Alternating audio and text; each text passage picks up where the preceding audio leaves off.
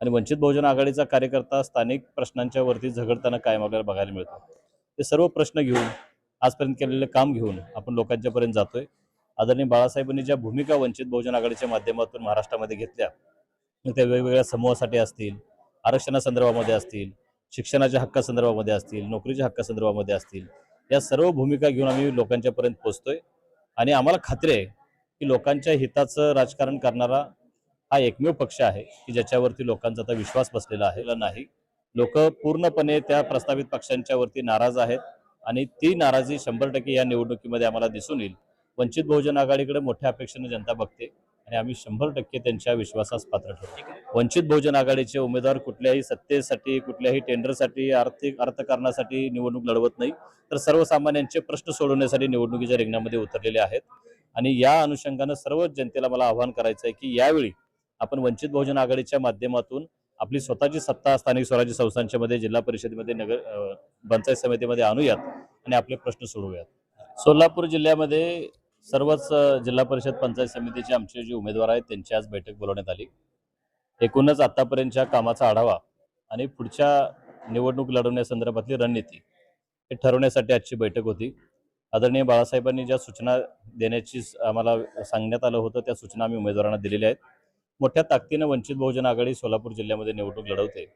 आज उमेदवारांचा उत्साह आणि त्यांच्या कामाचं पोच या ठिकाणी बघितल्यानंतर असं लक्षात येतं की निश्चितपणे वंचित बहुजन आघाडी जिल्हा परिषद आणि पंचायत समितीच्या निवडणुकीमध्ये दैदिप्यमान यश मिळवेल।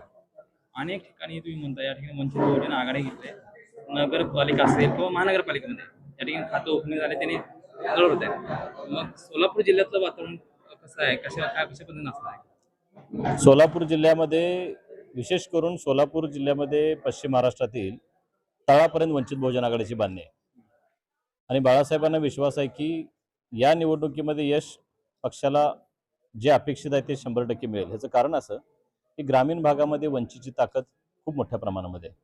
आपण बाळासाहेबांच्या सभा बघितल्या असतील, बाळासाहेबांच्या सुजातादांच्या माध्यमातून झालेली आंदोलनं बघितली असतील, या सर्व सभा आंदोलनाला जो उत्स्फूर्त प्रतिसाद जिल्ह्यामधून मिळतो आणि वंचित बहुजन आघाडीचा कार्यकर्ता स्थानिक प्रश्नांच्या वरती झगडताना कायम आपल्याला बघायला मिळतो।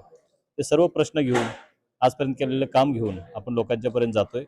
आदरणीय बाळासाहेबांनी ज्या भूमिका वंचित बहुजन आघाडीच्या माध्यमातून महाराष्ट्रामध्ये घेतल्या, मग त्या वेगवेगळ्या समूहासाठी असतील, आरक्षणासंदर्भामध्ये असतील, शिक्षणाच्या हक्कासंदर्भामध्ये असतील, नोकरीच्या हक्कासंदर्भामध्ये असतील, या सर्व भूमिका घेऊन आम्ही लोकांच्यापर्यंत पोहोचतोय आणि आम्हाला खात्री आहे की लोकांच्या हिताचं राजकारण करणारा हा एकमेव पक्ष आहे की ज्याच्यावरती लोकांचा आता विश्वास बसलेला आहे आणि म्हणून आम्हाला नगरपालिकेमध्ये, महानगरपालिकेमध्ये चांगलं यश मिळालं। तसंच यश सोलापूर जिल्ह्यामध्ये आता आपल्याला बघताना आम्हाला दिसून येते। एकंदरीत या ठिकाणी जनभावना काय आहेत? सर्व तुम्ही आता दौरे करताय वेगवेगळ्या ठिकाणी उत्स्फूर्त प्रतिसाद आहे लोकांचा, खूप चांगल्या भावना आहेत आणि लोक वंचित बहुजन आघाडीच्या पाठीशी ठामपणे उभे राहताना दिसत आहेत। कारण जे प्रश्न सोडवण्याची अपेक्षा त्यांनी आतापर्यंत या प्रस्तावित पक्षांच्याकडून केली होती त्यामध्ये कोणत्याही पद्धतीनं चांगला प्रतिसाद त्यांना मिळालेला नाही। लोक पूर्णपणे त्या प्रस्तावित पक्षांच्या वरती नाराज आहेत आणि ती नाराजी 100% या निवडणुकीमध्ये आम्हाला दिसून येईल। वंचित बहुजन आघाडीकडे मोठ्या अपेक्षेने जनता बघते आणि आम्ही 100% त्यांच्या विश्वासास पात्र ठरतो। एकंदरीत मतदारांना काय आव्हान करा? मतदारांना मला एवढंच आवाहन करायचं आहे की आपल्या हक्काची उमेदवार असणारा, आपल्यातले सर्वसामान्य घरातून उमेदवारी लढवणारे उमेदवार ज्या पक्षाने दिलेला आहे तो पक्ष म्हणजे वंचित बहुजन आघाडी आहे। या पक्षाच्या माध्यमातून आपण सर्वसामान्यांच्या विकासासाठी या निवडणुकीच्या रिंगणामध्ये उतरतोय। वंचित बहुजन आघाडीचे उमेदवार कुठल्याही सत्तेसाठी, कुठल्याही टेंडरसाठी, आर्थिक अर्थकारणासाठी निवडणूक लढवत नाही, तर सर्वसामान्यांचे प्रश्न सोडवण्यासाठी निवडणुकीच्या रिंगणामध्ये उतरलेले आहेत। आणि या अनुषंगाने सर्व जनतेला मला आवाहन करायचं आहे की यावेळी आपण वंचित बहुजन आघाडीच्या माध्यमातून आपली स्वतःची सत्ता स्थानिक स्वराज्य संस्थांमध्ये, जिल्हा परिषदेमध्ये, पंचायत समितीमध्ये आणूयात आणि आपले प्रश्न सोडवूयात। शेवटचा प्रश्न या ठिकाणी आगामी काळामध्ये भाजप आणि वंचित अशी रणनीती असणार आहे का? लढाई असताना दिसेल का? कारण आपण पाहतो काँग्रेस सरकार होतं, त्यानंतर भाजप सरकार आलं, आता यानंतर वंचितचं बोलबाला चालेल का? काय वाटतं?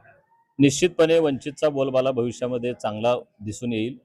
कारण याचं असं दिसतंय की भारतीय जनता पार्टीचे जे विरोधक म्हणून आजपर्यंत महाराष्ट्रामध्ये काम करत होते हे खऱ्या अर्थानं विरोधक आहेत का हे प्रश्न आता महाराष्ट्रामध्ये निर्माण झाले। जी राष्ट्रवादी काँग्रेस, शरद पवार गट विरोधक मानली जायची त्याच बऱ्याच ठिकाणी अजित पवार गटाबरोबर हातमिळवणी करून निवडणूक लढताना दिसते। जे उद्धव ठाकरे गट विरोधक मानला जायचा तो उद्धव ठाकरे गट सुद्धा केव्हा भाजपबरोबर जाईल अशी शंका महाराष्ट्रातील जनतेसमोर दिसते. आणि या सर्व परिस्थितीमध्ये विरोधक म्हणून महाविकास आघाडीकडे जनता बघत नाही. म्हणून भारतीय जनता पार्टीला सक्षम विरोधक म्हणून वंचित बहुजन आघाडीशिवाय दुसरा पर्याय नाही आहे. वंचित बहुजन आघाडीने कधीही आपली भूमिका बदललेली नाही. पहिल्यापासून जी भारतीय जनता पार्टीला विरोधाची भूमिका आहे, लोकांच्या हिताची भूमिका आहे, तीच भूमिका घेऊन आज पक्ष काम करतोय. आमची भूमिका आम्ही कधीही बदलत नाही आणि याला अनुसरून जनता आमच्या पाठीशी ठामपणे उभी राहताना दिसते. भविष्यामध्ये वंचित बहुजन आघाडी हा सक्षम पर्याय म्हणून महाराष्ट्रामध्ये उभा राहील. थँक्यू.